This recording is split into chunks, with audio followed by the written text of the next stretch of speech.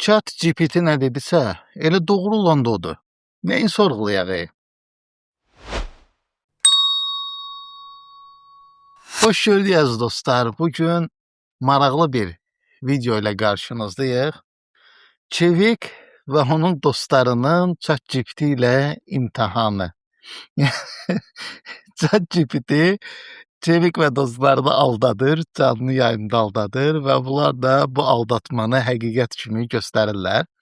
Videoya başlamışdan öncə qısa bir özət keçeyim. Deməli, bir nəfər qalxır Çevikin yayımına, Şiyə 313 adlı bir profil. Çox qəşəng bir sual verir, həqiqətən.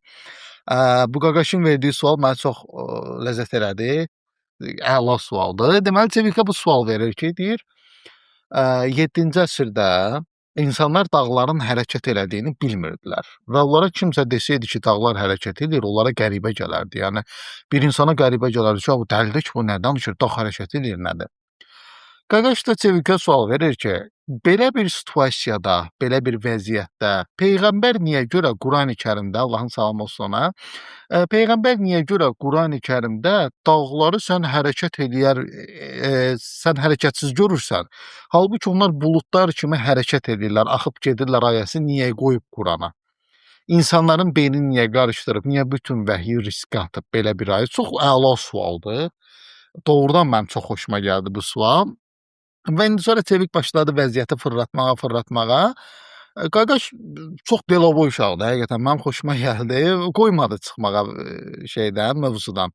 Qaytardı mövzuya və indi mövzuya qayıdandan sonra gəlin izləyək görək necə cavab verirlər bu qaqaşa. Gəl mövzunu dəyişməyə də lazım gələr o barədə. Mən də sən onu danışaq. deyirəm də, yəni sənin Quranın o dövrün ətrafındakı 3-5 dənə bilgini kopyalamış bir kitabdır. Ümumi bir cərrahi bilgidən belə xəbərdardır. Yaxşı, Qurandan əvvəl mənə elə bir mənbə göstər ki, o mənbədə deyilir ki, dağlar buludların axıb getməkdə. Burada Çevik birinci atak eləyir mövzuya qaydanda. Başlayır ki, köçürülmüş kitabdır, Quran əvvəlki mətnlərdən köçürülüb filan. Bu qardaş da çox qəşəng bir arqument verir. Yəni, onda mən bir dənə mənbə göstər ki, Qurani-Kərimdən əvvəl dağların hərəkət elədiyini desin. Demirsən, Quran köçürülüb öz dövründəki və ya ondan öncəki elmi kitablarda. Onda bir dənə ayət, bir dənə mənbə ver mənə ki, Qurani-Kərimdən əvvəl dağların hərəkət elədiyini desin. Yəni, görək Çevik nə deyir? İndi sən ayəti gətir mənə. Ayətin yeri yadımda deyil, amma iddia edirəm ki, mütləq var Quranda elə bir ayə. Nəmi surəsidir, 88, Nəmis. Yəni, mən dəqiq onu araşdıra da bilərəm. Sadəcə olaraq var da. İcazə ver dostum, Nəmil surəsi olmalı. Deməli, burada da Səfiyar Məzrun adında bir qardaş var. Çevikin yayımına Çevikə kömək eləməyə qalxıb ki, bəzi mövzularda öz köməyini göstərsin Çevikə. Və indi ayənin nömrəsini o deyir, Nəml surəsindədir deyir. Davam eləyək. 88-ci ayət olmalıdır, səhv eləmirəmsə. Yox da Çevik Peyğəmbərdə deyir dağlar hərəkət edir. Mən də deyirəm ki, sən niyə yalan danışırsan? Qardaş, sən danışığına başlayanda dedin ki, indi neçənci əsrdə yaşayırıq. Mənim də sənə sualım var ki, sən hansı təqvimə görə neçənci əsrdə yaşayırsan? Sənin yaşadığın təqvim miladi təqvimdir, qardaş. Olsun da. Mənim fikrimi, sən onda belə çıxır ki, mənim fikrimi başa düşürsən. Hicri qəməri ilə danış da, hicri şəmsi ilə danış da. Niyə? Burada Səfiyar adlı qardaş çox dəxlisiz mövzuya girir də. Yəni, sən yaşadığın təqvim, niyə miladi ilə yaşayırsan, niyə hicri ilə yaşayırsan? Yəni, ölkəmizdə hansı təqvimdən istifadə olunursa, ondan istifadə edirik də. Yəni, həyatımızı rahatlaşdırmaq üçün bu dini bir qanun deyil ki, bu təqvim mütləq sən harada yaşayırsansa yaşa, bu təqvimdən istifadə eləməlisən. Yəni, bu nə argumentdir ki? Miladi təqvim. Yaxşı, deyək ki, hicri qəməri ilə bilə bilməzsən. Nəyi bilə bilmərəm? Nəysə. Nəysə yoxa söz deyirsən, cavab ver. Nəyi bilə bilmərəm? Arkadaş, mən Nəysə də, nəysə. Deyir, hicri təqvimdən sən bilə bilməzsən, neçənci əsrdir. Adamın dünyadan xəbəri yoxdur, yəni. Biraz maraqlansa bilər əslində. Elə nəysə. izah eləyim. Ayəti tam olaraq oxuyuram sənin üçün. Ekrana qoysan yaxşı olar. Burada 2300 adam var. Qoy hamı oxusun. Hə, yaxşı. Ay. Bir dənə ayəti gedirlər şeydən, nədir onun adı? Təriqətlərdən öyrənirlər, gəlirlər. Öyrənirlər. Heç bir təriqətə mənsub deyiləm. Hə, elə. İndi sən mənə de görüm. Və ekrana qoyuram ayəti Allah sən. Quran Kimsə də maraqlı bir arqument gətirən kimi dərhal hücum edirlər. Sən təriqət üzvüsən, sən təriqət mənsubusan. Yəni nə aidiyyatı var da bunun təriqətə? Sən adamın argumentindən danış da. Laf tutalım təriqətdən götür. Yəni argument düz səhvdə ondan danışsan. Adam bomba kimi argument yapışdırıb canlıya. Danış da argumentdən. Niyə yayınırsan? şərində buyurur ki, firqələrə ayrılmayın. Hə, yaxşı görək. Bəs namaz nə ilə qılırsan? Kim dedi mən namaz qılıram? Hə, Quranisən onda, nə gözəl. Gör nə deyirəm, nə Qurani zət deyirəm. deyir ki, abi deyən də bu nə kibri də şiyə 313 yazmışlar ora. Firqə də ölü o. Sarımısan zaman. Söz deyirsən, şiyə tərəfdardır. Sarımısan zamanı. Yox, sarımamışam. Şiyə tərəfdardır. Təriqət səndə Burada Cevik düz deyir həqiqətən. Adı Qaqaş. Qaqaş adın qoyub şiyə 313. Deyir mən heç bir məzhəbdə deyiləm. Cevik'in de repartıyor orada. Deyir adı 313 koymuşsan, şiyə koymuşsan, necə alsa məzhəbdə deyiləm. Qaqaş deyəmədi, Allah ki, mənə ləzzət elədi Qaqaşın söhbətləri. Çox maraqlıdır. Tərəfdardır. sarımısan zamanı. Yox, sarımamışam. Şiyə tərəfdardır. Təriqət səndə nəsən ki? Haqqın tərəfdarıyam mən. Haqqın tərəfdarı. Harda yazdı Sənin bak? dediyin Əhl-i-Beytin şey- haqqı ilə bağlı Quranda mənə bir dənə ayət göstər görüm. Bax, haqq Qurandır. Quran yolu ilə gedənlər Quran haqqdır. Əhl-i-Beytlə məhz isbat edir ki, Quran Əhl-i-Beyt yolu, Əhl-i-Beyt Quran yolu ilə gedir. Mən elə bir iddia eləmədim. Onda sakit dur da. Cəmaatı saf hesab edirsən. Mən onsuz sakit durmuşam. Sən yanlış iddialar Ayəti edirsən. oxu. Mən Ayəti cavab oxu. ver. Sən dağlara baxıb Sən onların dağlara hərəkətsiz. baxıb onları Ayət sol. Sən dağlara baxıb onları hərəkətsiz durmuş güman edərsən. Halbuki onlar bulut keçdiyi kimi keçib gedərlər. İndi Hər sən şey mənə deyirsən kamil buludla şəkildə edən ay sol. Allahın Allah işidir. sən. Şübhəsiz Allah ki, sən bir dənə bulud. Onu etdiklərinizdən bildik də, onu xəbərdar. bildik. Gör nə Bildin deyirəm. yox, mən ayəni axıra qədər oxumalıyam da. Buludlarla dağlar ayrı-ayrı bir-birindən müstəqil hərəkət edir. Yoxsa atmosfer daxilindədir. Kompleks fırlanırlar. Və burada Cevik çox dəxlisiz bir söhbət eləyir. Deməli, ayə açıq aşağıdır ki, sən dağları hərəkətsiz zənn eləyəsən, halbuki onlar buludların keçdiyi kimi keçib gedərlər. Və burada sol və ki, buludlarla dağlar ayrı-ayrı hərəkət edirlər. Əslində, bəli, ayrı-ayrı hərəkət edirlər. Buludların öz hərəkəti var, dağların öz hərəkəti var. Buludlar səmada küləyin təsiri ilə hərəkət edirlər. Dağlar isə yer qabığının üzərində, yəni yer qabığının manki üzərindəki hərəkəti nəticəsində hərəkət edirlər. Yəni səbəb o yer qabığının daim hərəkətdə olmasıdır. Yəni dağların hərəkət eləmə səbəbi, yüksəlmə səbəbi, həmçinin zəlzələlərin də səbəbi bu da bu yer səthinin hərəkəti lava üzərində. İndi əslində bunlar fərqlidir hərəkətləri. Bir də bunların bir başqa hərəkəti var. Yəni dünya ki fırlanır öz oxu ətrafında. Burada bəli, dağlar və buludlar eyni atmosfer üzərində, eyni formada hərəkət edirlər. Yəni bir ayrı müstəqil hərəkətləri var onların, bir də bir yerdə hərəkətləri var. Yəni dünya fırlandıqca onlar da eynən dünya ilə bir yerdə həm buludlar, həm də dağlar fırlanırlar. İndi burada ayə buna mı aiddir, ya digər dediyim məsələyə mi aiddir? Lavanın üzərində yer səthinin hərəkət eləməsinə mi aiddir? Bu biraz müzakirə doğuran mövzudur. Məsələn, Abbasqulu Bakıxanov, Allah rəhmət eləsin ona, dahi Azərbaycanlı. Abbasqulu Bakıxanov bu ayəni atmosferdə, belə deyək də, dünyanın öz oxu ətrafında fırlanması kimi izah edir bu ayəni. Və deyir ki, əslində Qurani-Kərim dünyanın yuvarlaq olduğunu və öz oxu ətrafında fırlandığını iddia edir bu ayəyə görə. Ki, dağları sən hərəkətsiz görəsən, halbuki buludlar kimi onlar da axıb gedərlər. Əslində Cevik deyir, burada ayrı-ayrı hərəkətlər ya bir yerdə.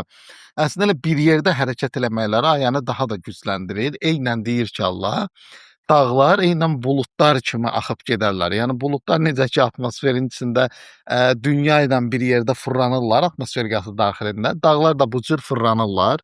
Əslində bu cür başa düşsək, Çevikliyin o hücum elədiyi yer var. Yəni cavab verə bilmir məsələyə, başlayır burdan hücum eləməyə. Əslində burdan elədiyi hücum qardaşın arqumentini daha da gücləndirir və Qurani-Kərimdə həqiqətən dünyanın fırlandığını, məsələn 7-ci əsrdə Qurani-Kərimin iddia elədiyi ortaya çıxır. Bir də bunun digər hərəkəti dediyim kimi plitələrin hərəkətidir ki, yer səthinin hərəkətidir ki, plitələrin bu mənada da başa düşmək var. Amma istənilən halda iki mənanın ikisi də Qurani-Kərimdən əvvəl iddia olunmayıb. Yəni yoxdur belə bir iddia ki, Qurani-Kərimdən əvvəl kimsə belə bir iddia atsın ortaya və qardaş da bunu soruşub Çevikdən ki, deyirsən kopyalanıb Quran və onda mən də görüm Qurandan əvvəl kim bunu iddia eləyib? Hansı alimin belə bir iddiası var ki, dağlar hərəkət edirlər. İndi bu da Çevik mövzudan yayınmağa çalışır.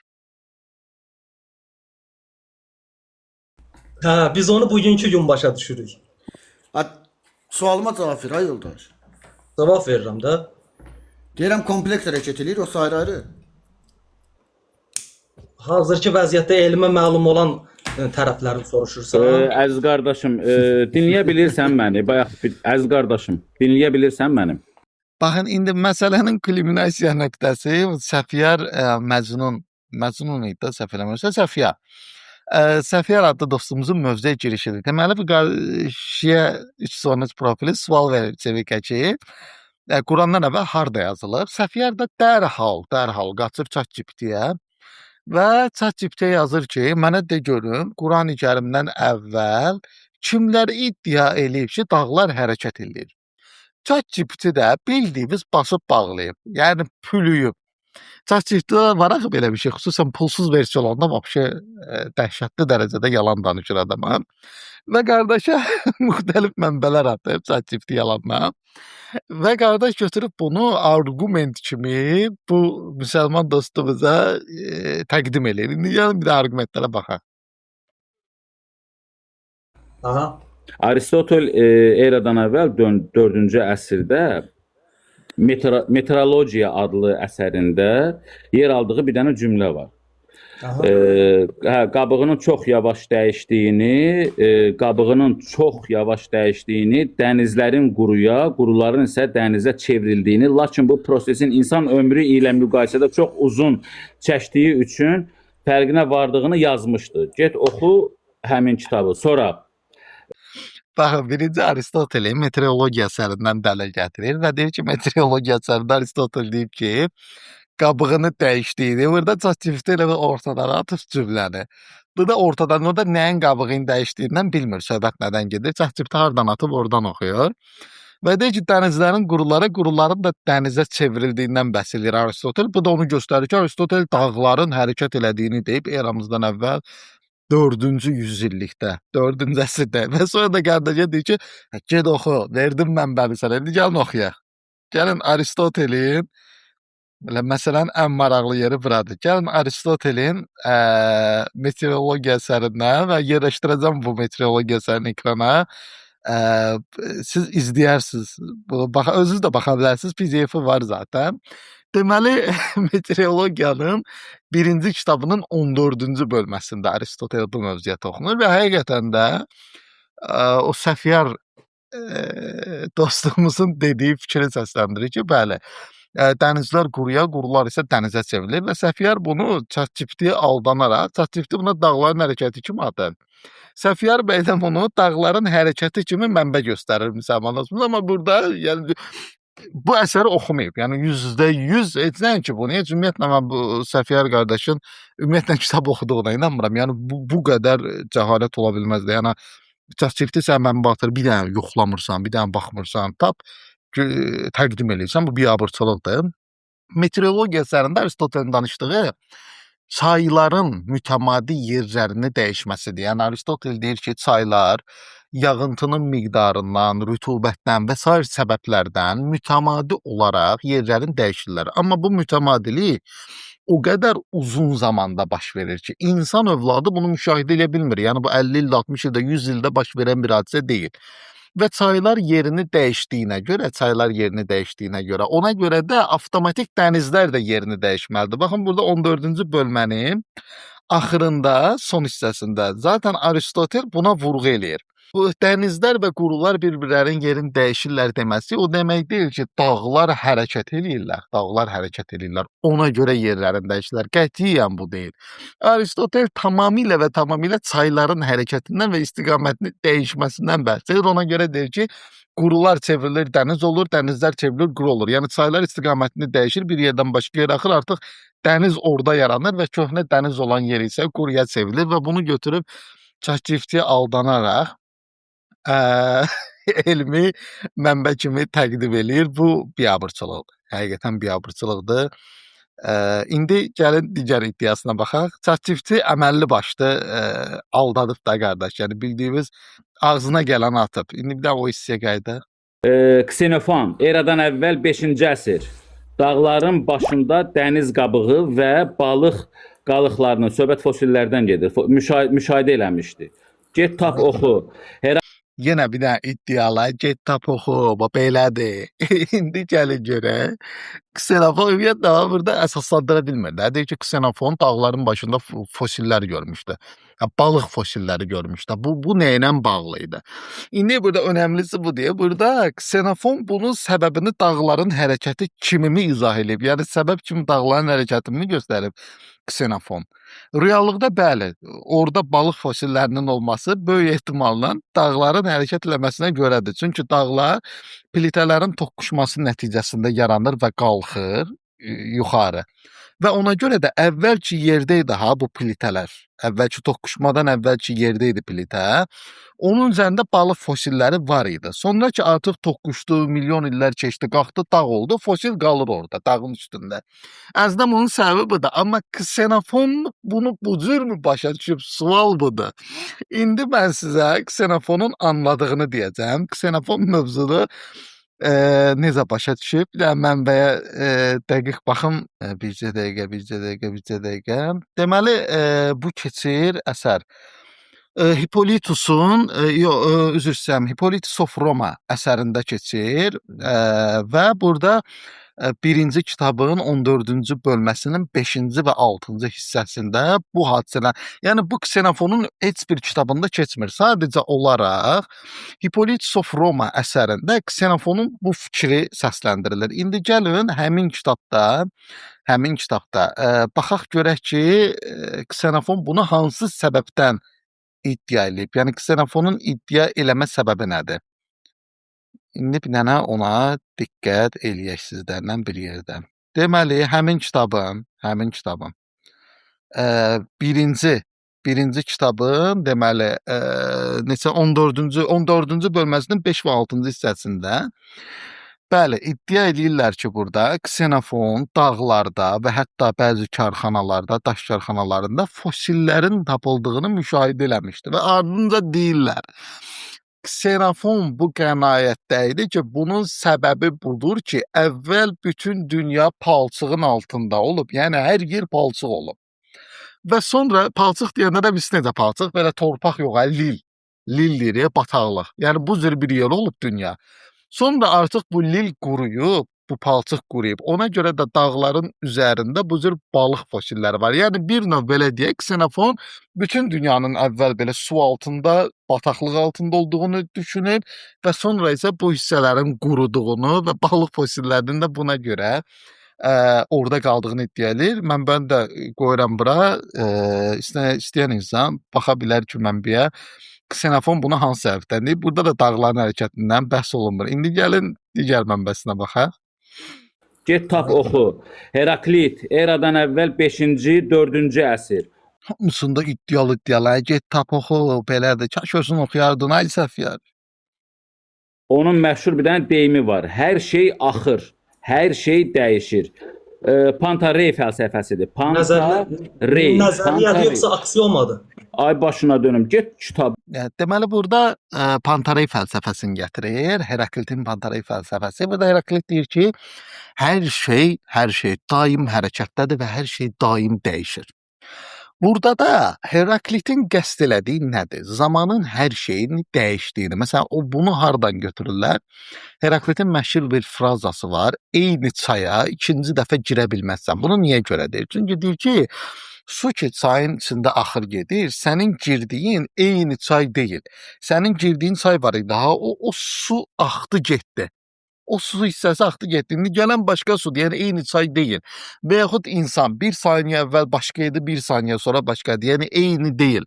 Burada dəyişmə deyəndə Heraklitin qəsd elədiyi budur. Kaş Heraklitdən açıb 3 səhifə bir dənə fəlsəfi məqalə oxuyardın. Ay Səfiyər qardaş, bir dənə fəlsəfə tarixi kitabı oxuyardın.